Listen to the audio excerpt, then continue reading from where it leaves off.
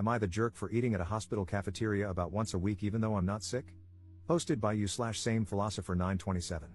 Okay, hear me out. I work just a few blocks away from a hospital and can get there pretty quickly by bicycle. Their cafeteria is quaint with good prices, so usually, once a week or so, I go there for lunch. The food isn't what I would call amazing, but they have a nice variety from time to time. The staff even recognize me and are always pleasant.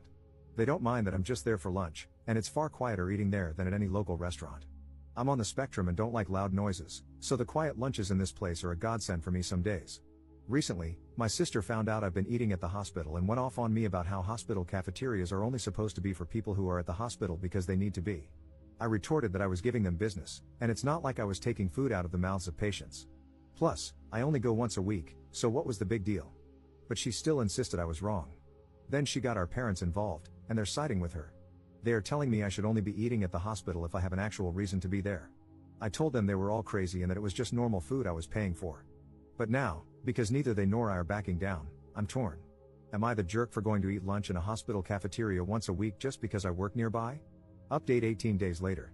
I really apologize for the length of this post, but writing down all the details took way longer than I thought. This situation was downright crazy. I never thought my sister would do something like this. Not too long ago, I, 23M, posted for advice because my parents and sister were angry at me for regularly eating in a hospital cafeteria since it's close to my work. I enjoy the peace and quiet there on the days I eat there. But this situation escalated so radically that I can't believe something so dumb actually happened. My sister did the pettiest thing she's ever done to me, and for completely undeserved reasons too. When my sister found out I was eating at the hospital cafeteria, she went off on me about how that food is just for people who are at the hospital because they need to be. We ended up in a big argument about it, during which I told her it wasn't like I was taking food from the mouths of patients.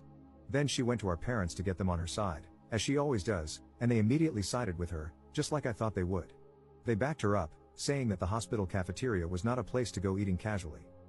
We had a big argument, and they spent days hounding me, telling me I was wrong and demanding I stop.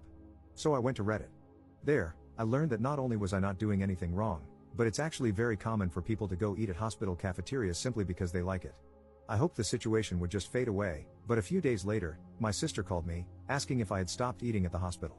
I said no, and then it started all over again. My parents then called me, fuming and acting like I was supposed to stop going because they said so. I reminded them that I don't live under their roof anymore and that this is exactly the kind of reason why I moved out. They take my sister's side in almost everything. They huffed and puffed about it. This time, the fight didn't stay at home. Other relatives found out because my sister tried to broaden her support. She was so dead set on enforcing her will upon me that she went looking for help from other relatives. However, our parents were the only ones on her side. My uncle personally admonished my parents and her over the phone once I told him what actually happened. He told them they were only siding with my sister because she's their favorite and called them terrible parents for ever playing favorites to begin with. Then, my cousin went to eat with me at that hospital cafeteria and said he'd like to go there once a week too, as he also works nearby and bicycles everywhere. We've already run into each other at lunch there once since then. He was actually rather pleased to find out the food was healthier than most other places. He's a bit of a picky eater, so this place is kind of like his new lunch hangout. My sister got even angrier after finding out there were other people in the family eating at the hospital now too. Once outed, my parents backed down due to embarrassment. They apologized to me and gave me some malarkey about how they honestly thought eating at a hospital was weird and felt like they just needed to defend my sister. I told them they'd been placating my sister for so long that it's all they do whenever she starts something with anyone. She's been treating me like a condescending control freak and a bully since we were teenagers, even though I'm older, and they just kept enabling that. But I won't put up with it anymore. My parents ended up conceding and apologized. Then they made my sister apologize to me too. I could tell she hated every second of it because she tried to speak through her teeth at first. Later on, my parents invited me to dinner as another form of apology. But it felt more like a show to look good to the rest of the family because they told everyone about it before it even happened. The dinner was great, I can't deny. My parents had cooked a turkey, arguably one of my favorite things to eat. I love the drumsticks slathered with gravy. Yeah, I'm kind of a pig when I eat them, but I can't help it. My sister always thought it was hilarious and was one of the few things I didn't mind her laughing about. So, I thought nothing of why she was so giggly at dinner. Later, after the family dinner, I noticed my bike was missing. I had parked it in the backyard out of sight, but it was just gone. I freaked out because it's my only mode of transportation. My parents panicked a bit with me, but my sister seemed the opposite. She actually looked happy and was giggling. I immediately suspected her, and she played innocent, even giving the classic "I can't believe you'd think I'd do something like that" line. I already knew she was extremely petty, but this was a whole new level for her. So I said I was going to the neighbors because I knew they had cameras, and they'd have seen what happened. Then I'd call the cops. My sister suddenly looked panicked. I got mad and said I knew it was her, demanding she give my bike back. She started crying, insisting she hadn't done anything, and our parents immediately took her side, scolding me for daring to accuse her. So I'd had enough and said I was going to the neighbors to ask to check their cameras, and then I'd be calling the police. My sister finally fessed up and called me to come back. The looks on our parents' faces after they had just defended her were priceless.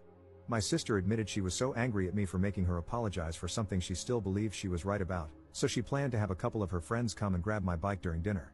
She said her friends were in a minivan with it just down the street. She then started saying that I couldn't call the police on her anyway because I'm her big brother. Our parents backed her up on that too. But I pulled out my phone and started marching outside again. They ran after me, with my sister begging and crying for me to stop. I called her a brat and told my parents I couldn't believe they were still defending her when she was acting this way. Our parents finally hit their limit with her enabling behavior and told her to make her friends bring my bike back immediately.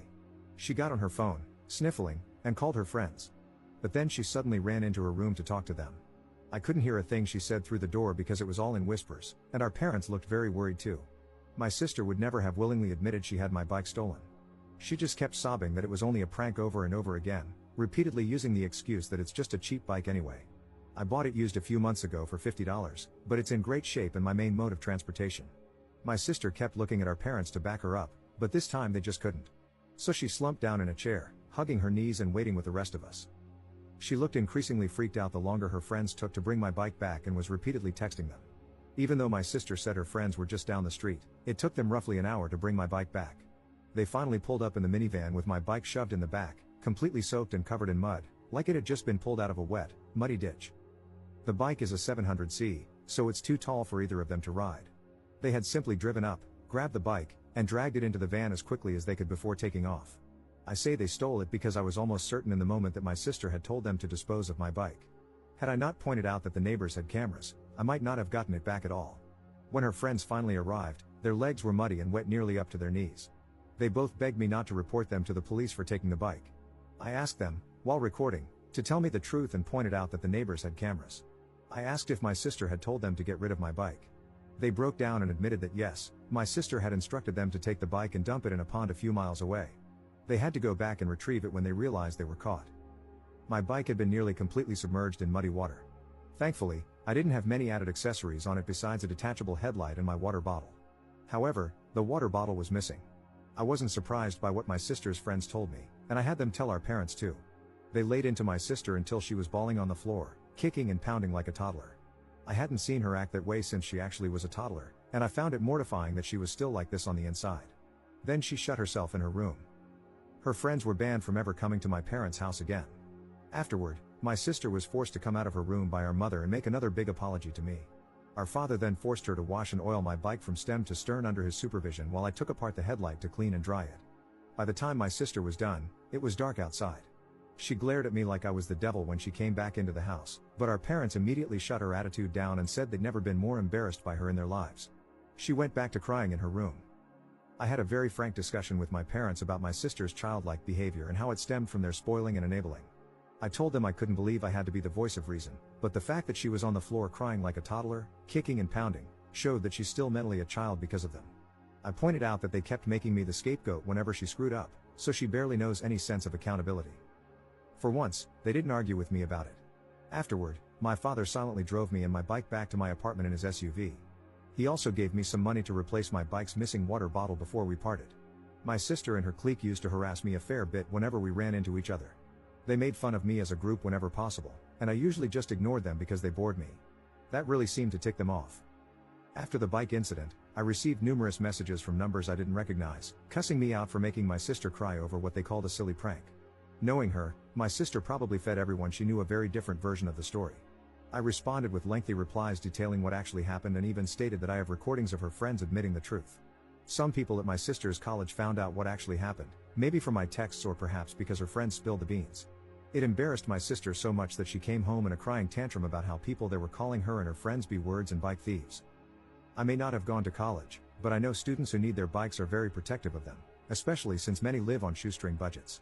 My sister said someone even joked that they shouldn't leave a bike around her because it might just disappear if she had to apologize to anyone. She ended up so upset that she refused to leave her room for 3 days to have her pity party. My parents called me up to try and turn everything on me again. I reminded them about the discussion we had days before and told them they needed to stop babying her and let her deal with the repercussions of her own actions. If she fails her classes again, it's because she's not trying like she should be. Then I went off on them, saying they were just looking for someone to blame to make her feel better. She created the problem, not me, and I wasn't going to be the scapegoat anymore. My sister is an adult, and she needs to act like it. They sounded defeated and apologized before ending the call. It seemed like they were genuinely hoping I'd just sit back and take the blame so my sister would feel better, but I never will again. Now my parents are trying to pretend this all never happened, and my sister, along with her clique, is avoiding me at all costs. Which, I suppose, is fine with me because I don't want any more drama. But if something like this happens again, I won't take it from them. Commenter. I remember your first post. Your sister is so bratty that she would have her friends steal your bike and ruin it just to make a point? And your parents don't see a problem with it? What did the rest of your family say about this? Ops response. Oh, they were furious with them. I didn't include details about it because the post was already way too long. But my aunt and uncle gave my parents one hell of a dressing down, twice. The first time was in person, the day after the bike theft happened. They had a long discussion with my parents about how their babying has prevented my sister from growing up and how she wouldn't be able to function without them if she never learns to become an adult. The second time was after my parents called me to try and make me take the blame when my sister locked herself in her room for 3 days. I talked with my cousin that evening when we met up for dinner, and he told his parents, my aunt and uncle. They called my parents to ask them what the hell was going on and told them they were beyond ashamed that they still tried to make me the scapegoat. They said they didn't care if old habits die hard, it had to stop. Let's just say my sister wasn't the only one crying anymore. No one has told me anything about what's going on with my sister at her college for a while, and she's been avoiding me. My parents also haven't spoken to me since that call, so I have no idea what's going on their end. Second update 7 months later. I was browsing YouTube yesterday when I saw a video about my last post and realized I never made a final update. So here it is. To start, yes, my bike is fine. I managed to prevent it from getting rusty or clogged up after my sister dumped it in a pond. It wasn't new to begin with, and thankfully, there were no new creaks or groans from it. I was worried something would go bad, but since it's a really simple single-speed bike, it works just fine after being oiled post-submersion. I also re-greased the crank bearings as a precaution. A few months ago, I replaced the rear tube and tire myself, and I still ride practically everywhere. Now, onto my bratty sister. She barely managed to pass college and tried to blame her low grades on me and her depression from the bike incident multiple times. However, even our parents stopped letting her get away with that. They finally reached their limit, cracked down on her bad behavior, and made her sit in her room to study whenever she had a pity party or tantrum. They even threatened to cut off the Wi-Fi and shut off her phone if she didn't get her homework done. She cried and said she hated them, but eventually, she sucked it up and complied. She finally graduated, but her graduation wasn't a fun time for her. We all went out to celebrate, but she wasn't happy because she had no friends left. She'd hoped to party with her former clique, but they had all cut her off because she's a brat.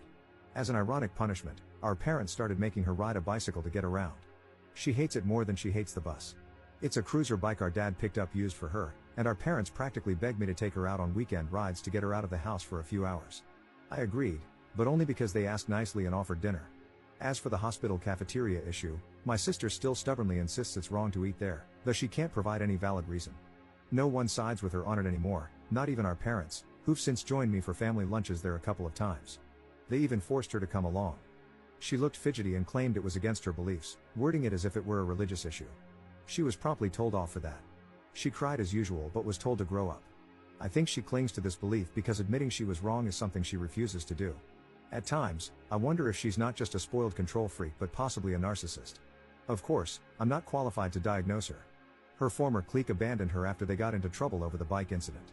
At least 2 of them were involved in stealing and dumping my bike, and they were all hazed when word got out. The clique blamed my sister for everything and cut ties to save their own reputations. While I didn't file a police report, the 2 girls who stole my bike faced consequences at home. The minivan they used was borrowed from one of their parents, who revoked its use after learning what happened. Those parents even visited me to apologize on their daughter's behalf and asked for a copy of the video I took, which I provided. Despite their involvement, the clique threw my sister under the bus. She was also ridiculed for being forced to ride a bike to and from college since our parents deemed it cheaper than the bus, and she no longer had friends to carpool with. Her bike was never stolen or vandalized, she just hated it. Our dad also insisted she learn how to maintain it herself. He used to tinker with bikes in his youth and taught me the basics as well. For those who thought my sister might retaliate, she didn't. She's just bitter. She was made to get counseling, which has slightly improved her, but real change, if it happens, will take years. She doesn't try to boss me around anymore. I've been over for dinner several times since my last post, and she barely speaks to me at the table. She's annoyed by how unbothered I am. Everyone, even our parents to an extent, has told her that she destroyed her own reputation, but she still blames me as her scapegoat. Since the incident, I always lock my bike when visiting home, just in case. After she finished college, our parents announced that she was moving out. She protested, but they forced her to get a job and find an apartment. They said her party days were over and it was time to face adult life. Multiple relatives told them she wouldn't grow up unless she lived on her own and paid her own bills. Though she was clearly their golden child, they finally agreed she needed to learn independence. She's not happy about it, as she loved being a spoiled leech, but she knows she can't blame me since I had no part in the decision. Still, she threw multiple tantrums, claiming it was just a bike, when things didn't go her way in college. At one point, our mom smacked her upside the head and told her to stop acting like I was the cause of all her problems. And my bike isn't just a bike to me, it's practically my livelihood as my primary mode of transportation. Now, my sister shares a 2-bedroom apartment with 3 other girls and had to move farther away so her reputation wouldn't follow her. My mom cried over it. My sister is working in an office, learning to be a secretary, but she constantly complains about her life. She also tries to rub it in my face that she'll make more money than me someday. I just tell her, you do you, which infuriates her. She doesn't like her roommates and still has to ride the bike our dad got her. Her commute is only a few miles, so she doesn't spend money on the bus, and walking takes too long for her. She demanded our parents buy her a car, but they refused, which led to her ignoring them for a while. We no longer go on bike rides together since she moved out. Back when we did, she'd taunt me immaturely, but I ignored her, which frustrated her more. She once claimed her bike was better because it had gears, but she could never outpace me anyway. It seemed to make her determined to get in better shape, at least. I think she wants me to be the big loser so she doesn't feel like one. She wanted an e-bike for Christmas, but our parents refused after seeing how expensive good ones are. They've already spent a lot on her, covering 3 years of college. As a joke, I gave her new bike tires for Christmas, earning a stink eye in return. In 2024, she needed financial bailouts from our parents because she couldn't manage her money. Despite facing the realities of life, she still acts like a spoiled brat in denial. She also resents that I live alone while she has to have roommates. Ironically, her roommates like me, which only upsets her more. I think she hates them because they don't cater to her whims like our parents used to. Living with people who don't indulge her must be a nightmare for her. That about sums everything up so far.